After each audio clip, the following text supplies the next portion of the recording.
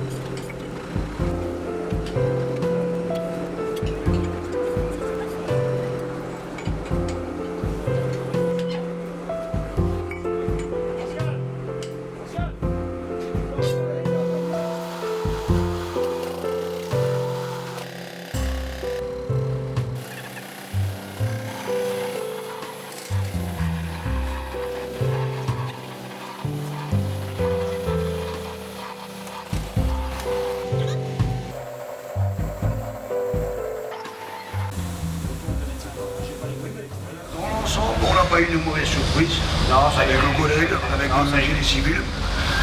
Tout ça s'est bien goupillé, on a tenu les délais qu'on a annoncés à la date prévue. Et là maintenant on commence à voir le résultat de tout ce que ça a été fait. Et le résultat il est satisfaisant, quoi.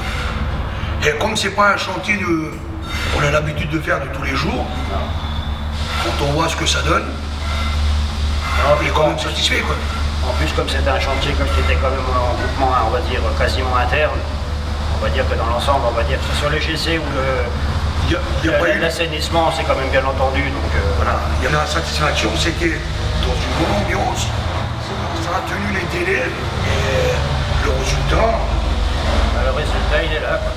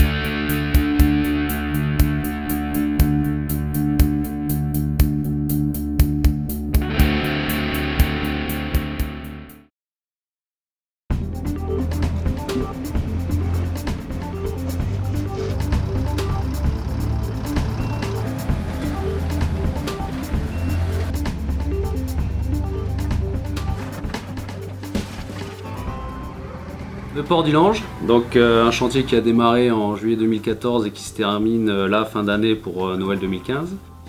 C'est un chantier qui a eu beaucoup de participation du groupe NGE grâce au multimétier, comme donc MulRTP sur tout ce qui est voirie, assainissement, réseau, terrassement, et NGEGC pour tout ce qui est bétonnage, poudre de couronnement et bétonnage des entrebois, et GTS qui a fait toute la partie pale planche et compactage dynamique au niveau de la plateforme conteneur. Beaucoup de branches de NGE qui a permis de faire un chantier entre nous, entre personnes du groupe, sur la grosse partie du chantier. Donc vu que la politique est quand même de développer le multimétier dans les régions, ça a permis d'avoir toutes ces activités et toutes ces entités du groupe à travailler ensemble, quoi. Et comment on gère ça, justement, le fait qu'il y ait multi-activité? Multi-activité, forcément c'est beaucoup de planification à l'amont pour que toutes les tâches puissent s'enclencher correctement et qu'on ait le moins de perte de temps sur le déroulement du chantier. Donc c'est toujours des interlocuteurs de chaque entité, de chaque métier, des réunions hebdomadaires pour planifier tout ça et que le chantier avance au mieux. À quoi ça va servir tout ce boulot qui a été fait sur le port? Alors c'est dans le cadre d'un réaménagement global du port de Thionville-Lange. Donc c'était pour principalement amener des conteneurs sur ce port-là et donc remettre à neuf tout ce qui est voirie et réseau de tous les concessionnaires, tous les exploitants du port aujourd'hui, quoi.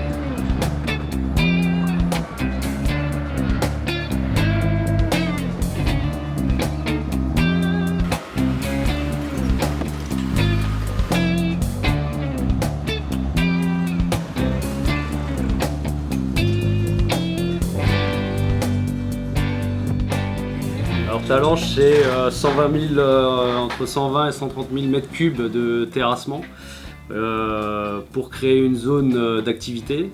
Donc ça a été une grande partie de déblai pour créer une zone de compensation à la zone de Remblai où sera créée la ZAC. Pareil, sur ce chantier-là, on a fait appel à GTS pour du compactage dynamique. Donc pareil, du multimétier pour une amélioration de sol au niveau des remblais qui étaient dans une zone humide. Donc ça a permis de traiter le sol en profondeur pour améliorer les portances afin d'éviter plus tard des fondations profondes pour les futurs acquéreurs des parcelles. Et donc nous on a intervenu bien sûr pour tout ce qui est terrassement et assainissement, réseau eau pluviale, eau usée et voirie. Quoi ici? Là on fait un essai de pénétration statique. Et donc ça sert à quoi en fait? Donc en fait on arrive à analyser la nature, enfin la dureté du sol